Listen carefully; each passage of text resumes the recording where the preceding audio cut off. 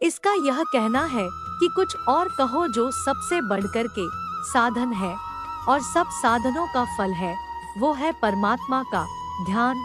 हर वक्त परमात्मा के स्वरूप का ध्यान रखना चाहिए हमारे को, और चाहे कुछ भी न हो, चाहे जब भी मत हो, चाहे सत्संग भी मत हो, और चाहे कुछ भी मत हो, परमात्मा का ध्यान रहना चाहिए। तो परमात्मा का जो ध्यान है उसके माया, प्रसन्नता, शांति, आनंद प्रत्यक्ष है। किंतु प्रत्यक्ष जो शांति, प्रसन्नता, आनंद है, उसके लिए हमको ध्यान नहीं करना है। और ध्यान का फल क्या है कि परमात्मा की प्राप्ति। तो परमात्मा की प्राप्ति के लिए भी हमको ध्यान नहीं करना है। तो बस ध्यान से बढ़कर और कुछ भी नहीं है। इसलिए ध्यान करना कोई कामना को लेकर के ध्यान नहीं करना है। मुक्ति की भी कामना अपने को नहीं रखनी है। बोले ठीक है, किंतु साथ के बीच के माया नाम का जप रहवे तो उसमें मदद ही मिलेगी ध्यान में।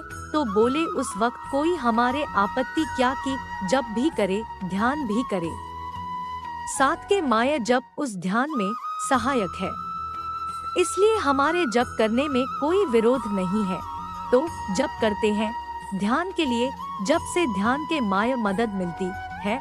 और बोले ध्यान सत्संग से भी ध्यान जमता है।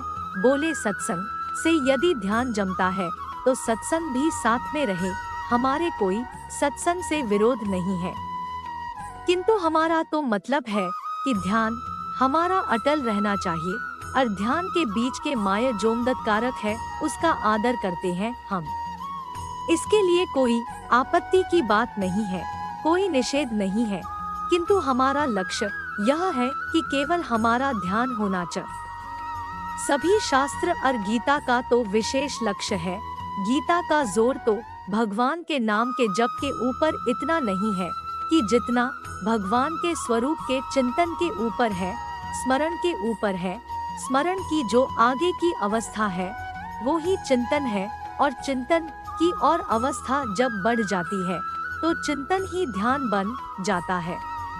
भगवान के स्वरूप की जो यादगिरी है उसका नाम स्मरण है, और उसका जो एक प्रकार से मनसेती स्वरूप पकड़े रहता है, उसकी आकृति भूलते नहीं है, वह होता है